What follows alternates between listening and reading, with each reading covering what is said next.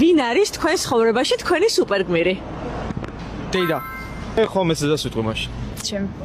ხა, დედა. მამა ის ადამიანია, ვინც მთელი ცხოვრება ძველ დამსაცმელს ატარებდა, შენ კი საუკეთესოდ გაცმევდა.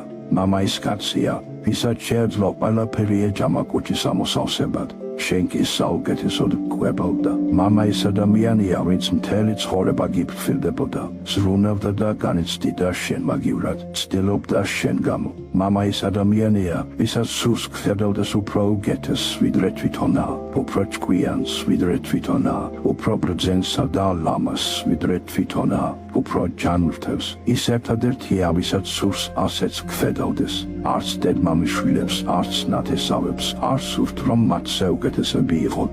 ამას მხოლოდ მშობელი ისურვებს შენთვის.